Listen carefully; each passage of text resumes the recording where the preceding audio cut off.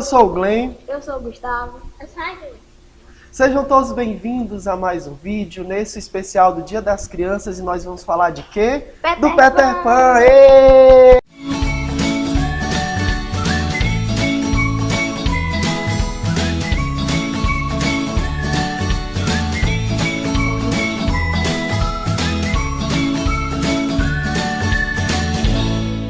Tinkerbell. A Tinkerbell é perfeita, porque a Tinkerbell é zangadinha, tu sabia? Peter Pan fala com ela e ela fica assim: "Você é um imbecil!" Ela diz assim: "Você é um imbecil!"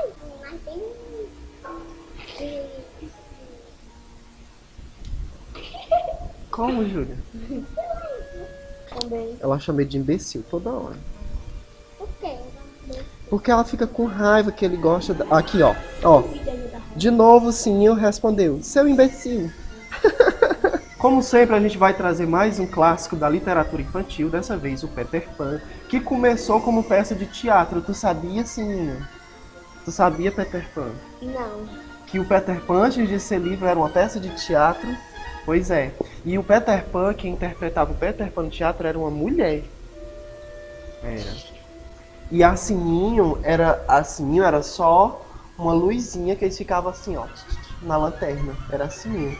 E aí uma pessoa falava por ela, né? Porque a Sininho é a fada das luzes. Essa história é fantástica e ela perdura durante muito tempo, até hoje em dia, inclusive, porque os personagens, a constituição dos personagens da história foi muito bem construída. Quando você lê, você percebe detalhes da vida e da personalidade do Peter Pan, da Sininho, da Wendy, do Capitão Gancho. Então todos esses personagens, do Miguel, que é o irmão da Wendy, e o João, que são os irmãos da Wendy. Inclusive o pai e a mãe da Wendy também. Todos esses personagens foram personagens muito bem construídos. Eles têm uma personalidade muito bem fechada, muito bem amarrada.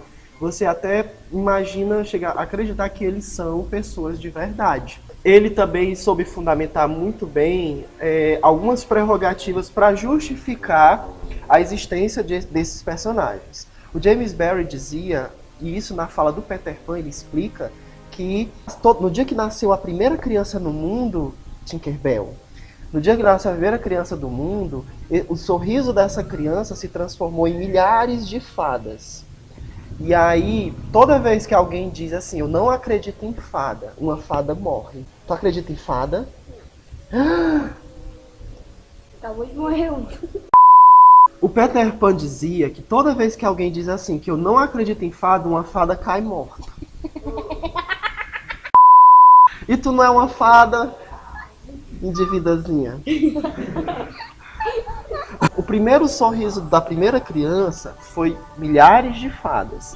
Então, toda vez que nasce uma criança hoje, nasce uma fada também. Existia até no momento da peça, para provocar aplausos da plateia, que a Sininho toma o veneno para salvar o Peter Pan. Ela tá ali morrendo e o Peter Pan: a gente precisa salvar a Sininho, só que a Sininho é uma fada. Pra gente salvar a fada, a gente tem que dizer que acredita nas fadas. E aí ele dizia, todo mundo da plateia, por favor, quem acredita em fadas, por favor, bata a mão. Aí todo mundo batia as mãos, e aí o diretor imaginava que a peça estava sendo altamente aplaudida, mas era por conta da peça. Isso é muito legal. Tem um filme com o Johnny Depp e a Kate Winslet, que conta a história do James Barrie, escrevendo a história do Peter Pan. O nome do filme, se eu não me engano, é Find Neverland. Ele levou...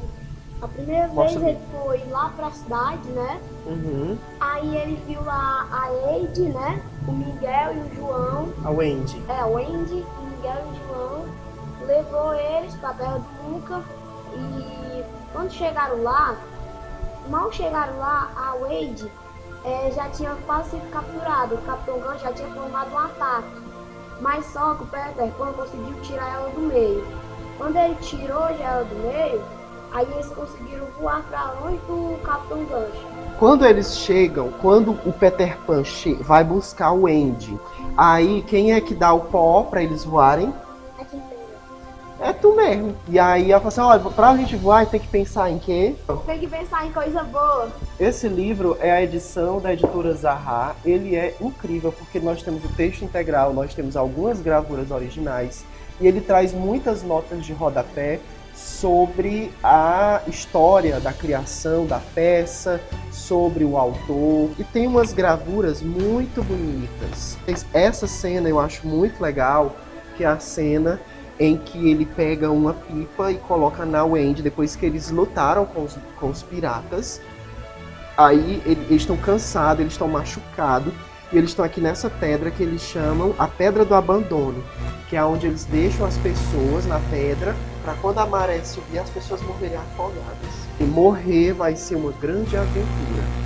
E alguns biógrafos dizem que o James Barrie tirou como inspiração a história do Peter Pan porque ele tinha um irmão quando ele era criança, o irmão dele mais velho morreu, acho que num acidente doméstico, e ele tinha aquele entendimento de que o irmão dele ia ser criança para sempre. E a história do Peter Pan é uma história tão incrível que até hoje já rendeu muitos filmes, muitas peças de teatro. É uma história que nunca fica ultrapassada. Ela sempre traz conceitos muito bacanas sobre constituição familiar, sobre o amor materno, sobre amizade, sobre perdão. Enfim, é um livro que traz muitos ensinamentos e por isso é uma peça tão rica e tão trabalhada e tão explorada. O final da história traz um apelo muito nostálgico e um apelo um pouco triste. Digamos, é um pouco triste o final da história, que é aquele tipo final de filme de Natal, sabe? Final de filme do Natal, que todo mundo termina feliz, mas é um final assim meio melancólico, sabe? Sim.